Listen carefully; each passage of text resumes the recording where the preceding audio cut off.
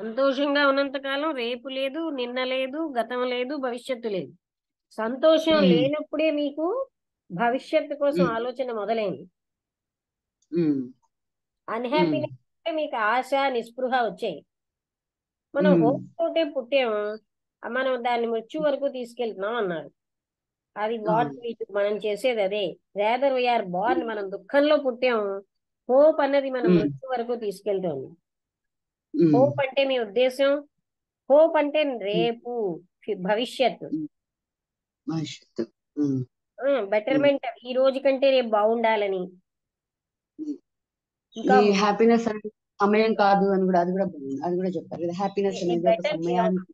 Better home ఉండాలి, better piano, better radio, ఇలా betterment కావాలి జీవితంలో. ఇలాంటి కావాలి. సోషల్ ఇంప్రూవ్మెంట్, హ్యాపీయర్ గా ఉన్న ప్రపంచం ఇదే అని అంటున్నారు. Um, hope um, only in the future. అయితే భవిష్యత్తులోనే హోప్ ఉందా, గతంలో లేదా అని అడిగారు ఆయన. ఉమ్, హోప్ అన్నది ఉమ్, ముందులోని ఉమ్, వెనకలోని కూడా ఉంది. ఇది ఆలోచన యొక్క ఉమ్, ముందు వెనకల ఆలోచనే. హోప్ అన్నది ఉమ్, టైం యొక్క ప్రాసెస్. హోప్ ఉమ్, అన్నది ఉమ్, కంటిన్యూయేషన్ అన్నమాట. ఆల్రెడీ మనకు ఉమ్, సంతోషంగా ఉన్నదాన్ని కంటిన్యూ చేస్తున్నాం. అది మనం ఉమ్, ఇంకా బెటర్ చేసుకుంటున్నాం. దాని యొక్క ఉమ్, వ్యతిరేకత ఏంటంటే హోప్ లేకపోవడం, అదే నిస్పృహ. ఉమ్. మనం అది ఎప్పుడు మళ్ళీ కూడా మనిషి. రెండింటికి మధ్యలో ఊగుతూ ఉంటాం. ఉమ్, ఉమ్, మనం ఏమంటున్నాం అంటే, మనం ఎందుకు జీవిస్తున్నాం అంటే ఆశ ఉంది కనుక అంటాం. ఆ, ఈ హోప్ అవును. అనేది ఉమ్, గతానికి చెందింది. లేకపోతే ఉమ్, చాలా ఉమ్, తరచుగా భవిష్యత్తులో ఉంటుంది.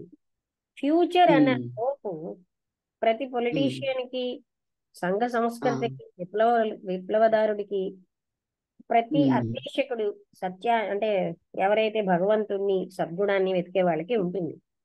మనం ఉమ్, ఏమంటామంటే మనం హోప్ తోటే జీవిస్తున్నాం అని.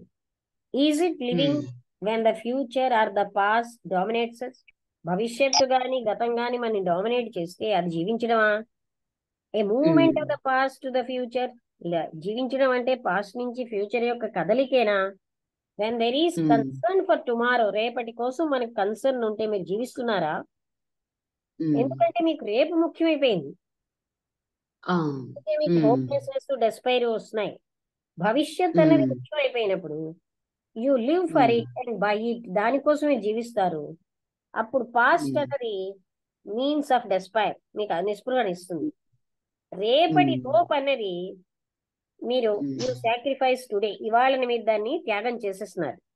కానీ ఉమ్, సంతోషం అనేది ఎవర్ ఇన్ ద నౌ, ఇప్పుడులోనే ఉంటుంది సంతోషం. It is the um, unhappy who fill there lives with um, concern for tomorrow. అంటే ఉమ్, అన్హ్యాపీ పీపుల్ ఎవరు అంటే రేపు అనే దానికోసం ఎక్కువగా పఠించుకున్న వాళ్ళే, విచ్ దే అది. కాల్ హోప్, దాన్నే వాళ్ళు హోప్ అని అంటున్నారు. హ్యాపీగా ఉమ్, జీవించడం అంటే హోప్ లేకుండా జీవించడమే. The man of um, hope is not a happy man. ఆశతో ఉన్న వ్యక్తి ఎప్పుడు సంతోషంగా ఉండడు. ఆయనకి ఉమ్, నిస్పృహే తెలుస్తుంది. ఇలా ఉమ్, హోప్లెస్నెస్ అనేది హోప్ ని ప్రొజెక్ట్ చేస్తుంది. అదే ఉమ్, నిస్పృహని, బ్రైట్ ఫ్యూచర్ ని ఇస్తుంది అంటున్నారు. But um, are you saying that we must live without hope? అంటే హోప్ లేకుండా జీవించాలని మీరు అంటున్నారా? ఈజ్ ఉమ్, దేర్ నాట్, అంటే హోప్ లేకుండా, హోప్లెస్నెస్ లేకుండా ఉన్న ఒక స్థితి లేదా?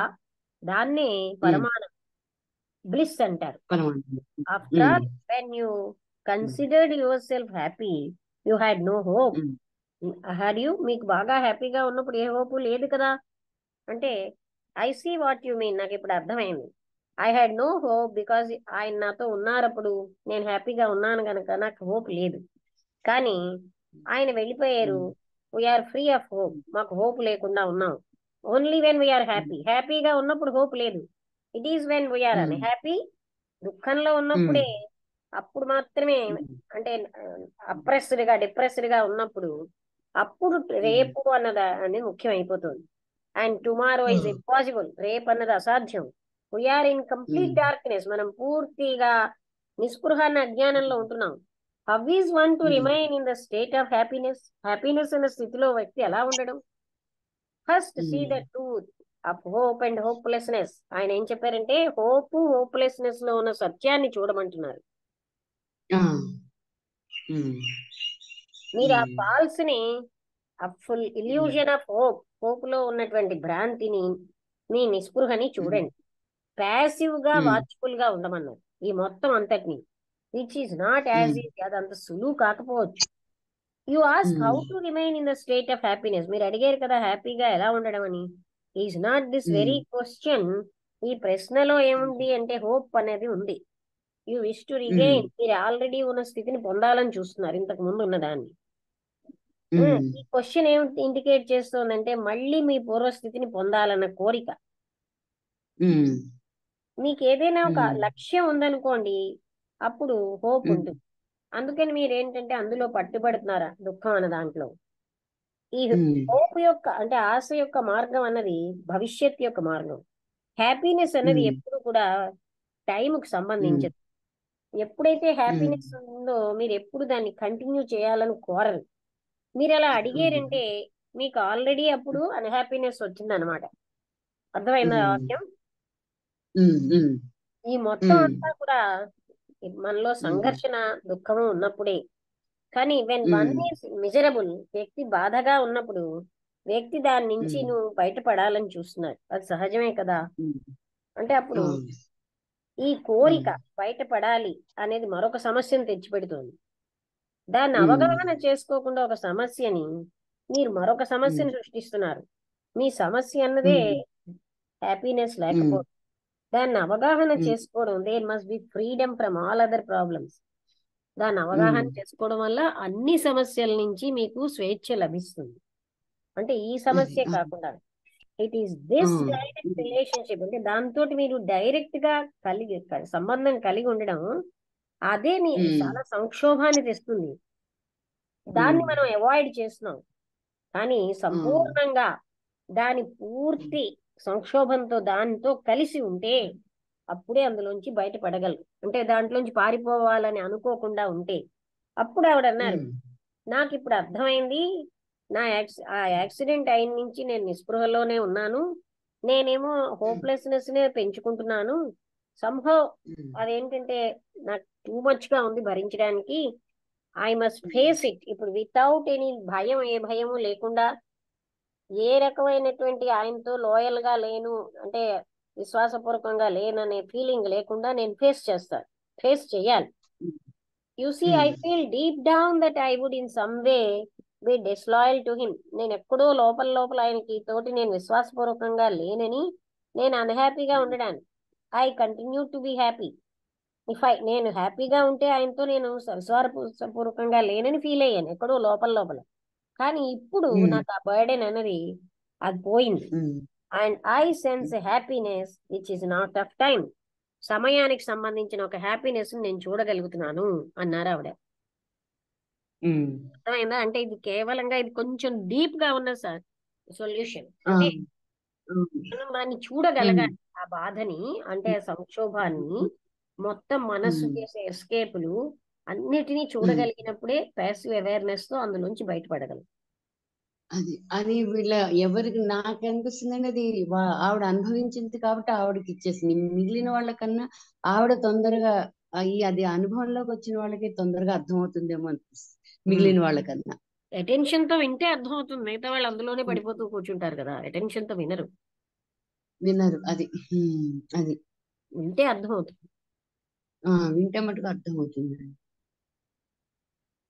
మనం మన మనసును కూడా మనం మార్చుకోండి. అవతల వాళ్ళ దీన్ని కూడా కొంచెం మనం ఆలోచించుకుంటూ అవతల వాళ్ళు అలా ఏమన్నా కాదండి, అలా ఇబ్బందులు కాదు. అవతల వాళ్ళు వీళ్ళు అవి కాదు. అదంతా మీకు రాదు సొల్యూషన్. మిమ్మల్ని మీరు ఉమ్, చూసుకోవడం వల్లే మీకు సొల్యూషన్ వస్తుంది తప్ప వీళ్ళ కోసం వాళ్ళ కోసం ఆలోచించుకోవడం వల్ల అదేంటంటే తాత్కాలికంగా మీకు వచ్చినటువంటిది. ఉమ్. నేను అనేది ఇప్పుడు మామూలుగా అటెన్షన్ లో వాళ్ళు వినరు అన్న దానికి అంటున్నా.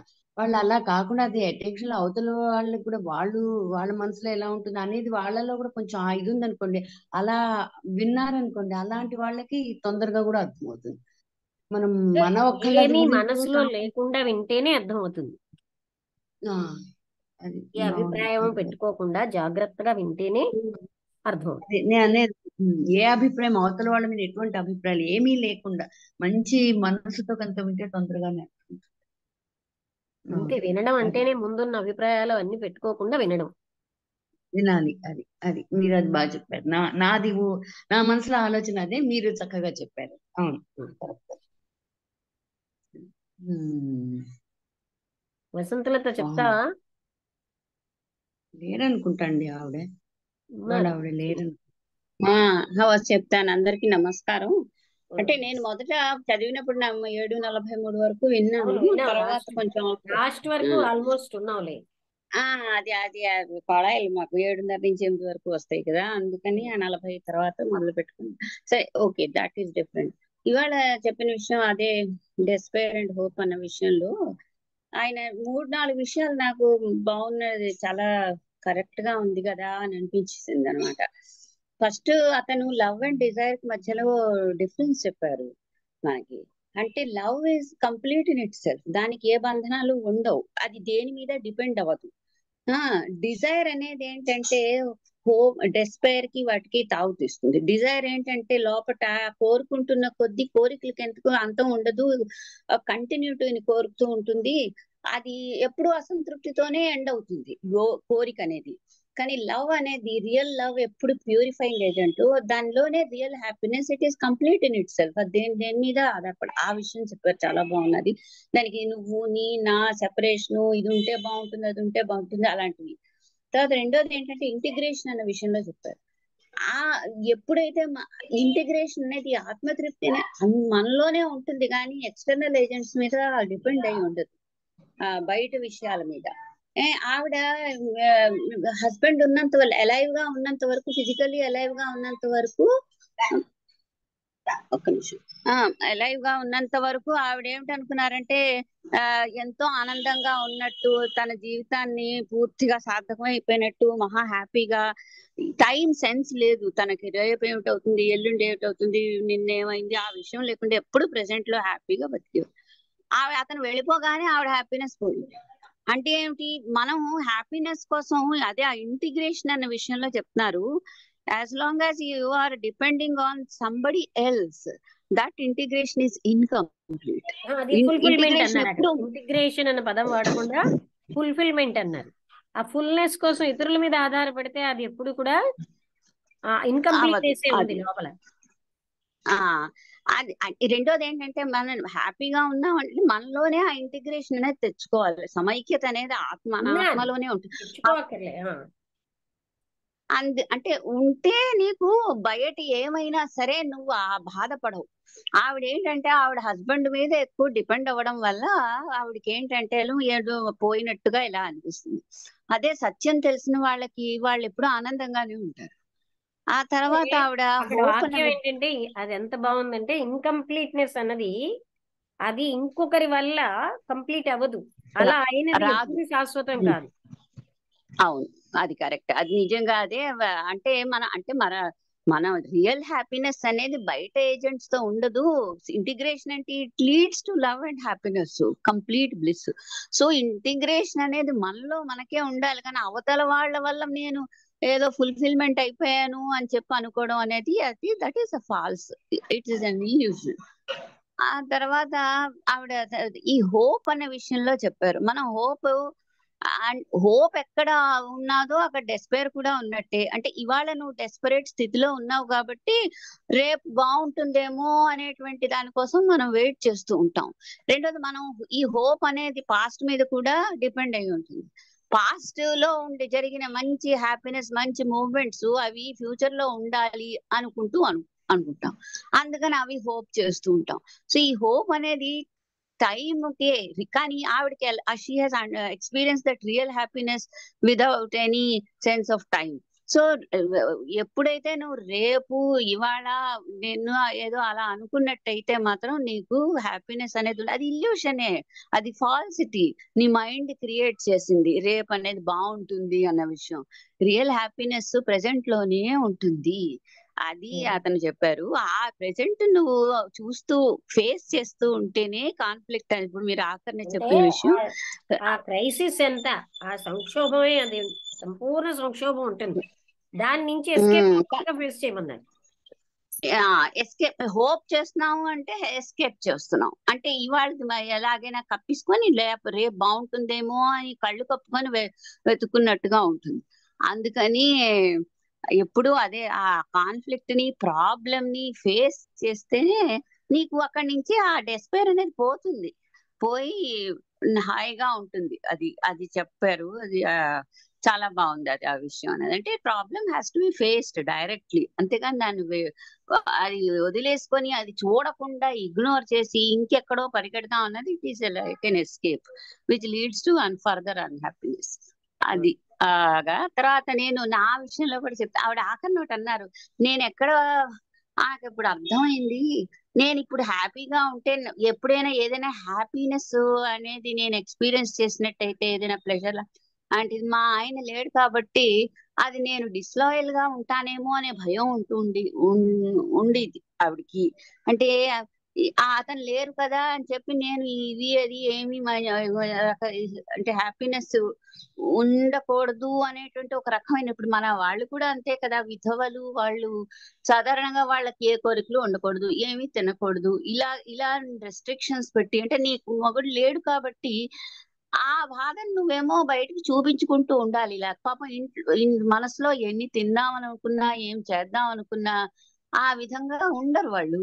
అది ఒక రకమైన పాపం అయిపోతుందేమో, నేను పాపం చేస్తున్నానేమో, మా ఆయన లేకుండా నేను ఇలాంటి పనులన్నీ హ్యాపీగా ఉండడం తప్పేమో అనేటువంటి ఒక రకమైన తప్పుడు అభిప్రాయాలకి మనం లోనవుతూ ఉంటాం.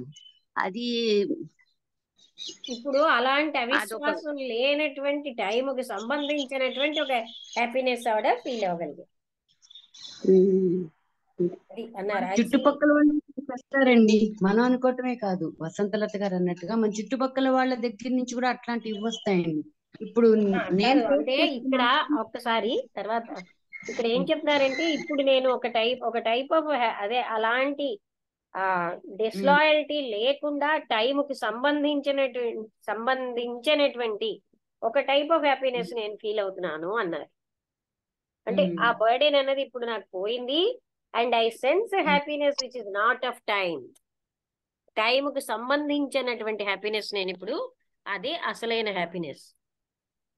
అది ఆవిడ ఇప్పుడు అలాంటి వాటి నుంచి దూరంగా వచ్చేసిందండి. ఎవరు ఏమనుకుంటారు అనే కాదు దీని కాదు నుంచి కాదు కాదు మీరు ఇక్కడ ఒకటి చూడండి, అవన్నీ మీరు పక్కన జాగ్రత్తగా ఉంచండి, జాగ్రత్తగా వినండి. ఆ డిస్లాయల్టీ అనే దానికి కూడా అంటే అటువంటివన్నీ వదిలేసి టైంతో సంబంధం లేని, అంటే ఏంటి ఇక్కడ ఇది బయటకు సంబంధం కాదు కదా, ఆత్మానందం కదండి అది. టైంతో సంబంధం లేని హ్యాపీనెస్ అంటే బ్లిస్ఫుల్ హ్యాపీనెస్ అంటే అది ఆత్మానందం. అలాంటి ఆనందాన్ని నేను చూడగలుగుతున్నాను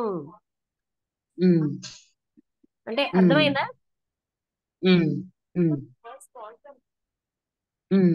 క్లాస్ లో అయిపోగానే మాట్లాడతాను కొంచెం సేపట్లో.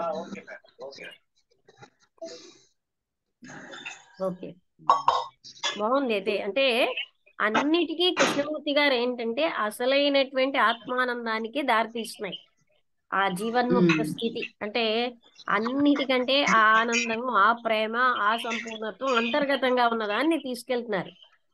బయట ప్రపంచంలో దేంట్లోని పూర్తి ఆనందం లేదు. ఈ హస్బెండ్ కాదని పోయారని ఇంకోరిని చేసుకున్న వాళ్ళు ఆనందంగా ఉండరు, ఎవరు ఉండరు. ఆ ఆనందాలు వేరు, అవన్నీ కూడా పోయే ఆనందాలు కదా, తాత్కాలికమే ఉంటాయి.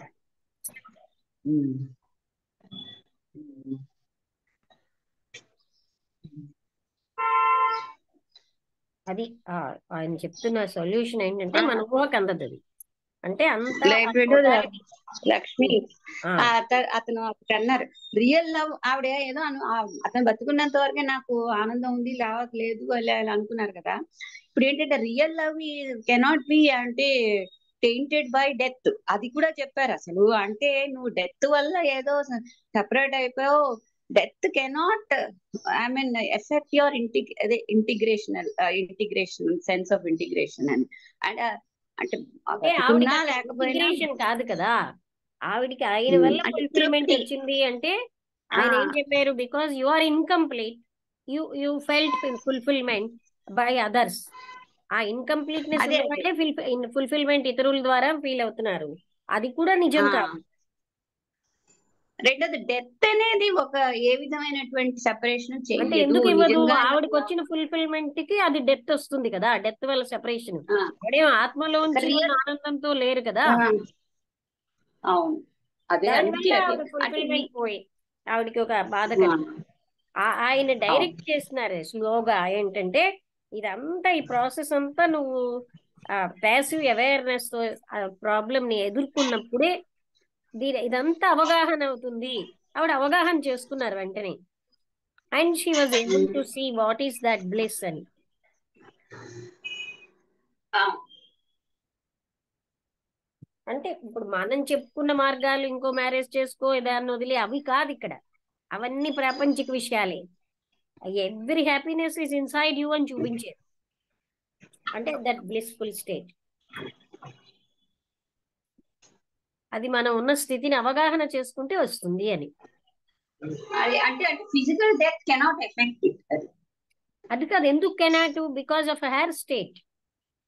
అదే అంటే అదే అందుకే అంటున్నాను నేను. ఉమ్, ఆవిడ ఆ స్టేట్ అంత లో లవ్ లేదు ఎవరికి కాబట్టి ఉంటుంది? అలాంటి వాళ్ళు ఎప్పుడు ఇంకోళ్ళతో మీద ఆధారణ పడరు. మ్యారేజ్ కోసం అంటే చెప్తున్నాను కదా. అంటే మన ఇంటర్నల్ ఫుల్ఫిల్మెంట్ ఉన్నది అనే స్థితి కాదు కనుక డెస్పైర్ కి లోన్ అయ్యారు. ఆయన లేకపోతే అనేది, అంటే ఆయన నెమ్మదిగా నీకు చూపించారు అసలు లవ్ అనే దాంట్లో అలా ఉండదు. రియల్ లవ్ లో లేదు అది. లవ్ అని నువ్వు భావిస్తున్నావు అన్నది చూపించారు. అయితే మరొక ప్లస్ పాయింట్ ఏంటంటే, హ్యాపీనెస్ ఉన్నప్పుడు ఫ్యూచర్ పాస్ట్ ఏం ఉండవు. నువ్వు హ్యాపీగా ఉన్నావు కనుక అక్కడ ఫ్యూచర్ పాస్ట్ అక్కర్లే. అన్హ్యాపీనెస్ వచ్చినప్పుడే ఫ్యూచర్ పాస్ట్ హోప్ అన్నవి మొదలెడుతున్నావు. అవును హ్యాపీనెస్ ఎప్పుడు నౌ లోనే ఉంటుంది.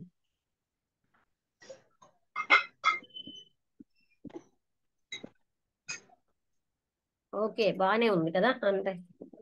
సుధా గారు ఇంకేమైనా చెప్తారా? అనుపమ గారు, అంటే అసలు విషయం అర్థం కావాలి. ఇది మనం ఊహించినటువంటి ప్రాపంచిక ధోరణిలో చెప్తే కాదు. ప్రాపంచిక ధోరణిలో అన్ని వదిలి, ఆ వదిలేయడం వదిలేకపోవడం కాదు అక్కడ. తన్ను తాను అవగాహన చేసుకోవాలి.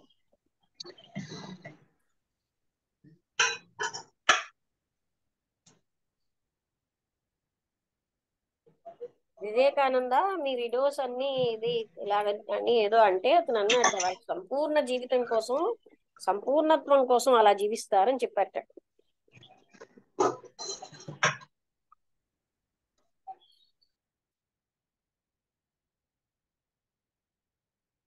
అంటే అదేం అంత తక్కువ జీవితం కాదు ఇవన్నీ వదిలేయడం వల్ల అన్నట్టుగా చూపెట్టేస్తాయి.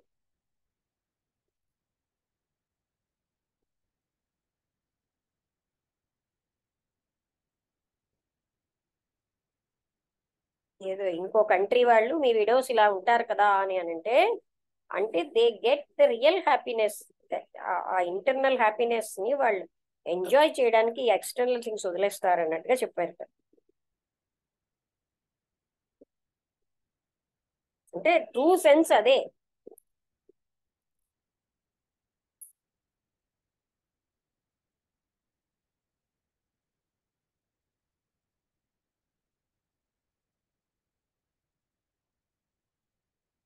ముగించేద్దాం. అనుపమ గారు ఏమైనా మాట్లాడతారా?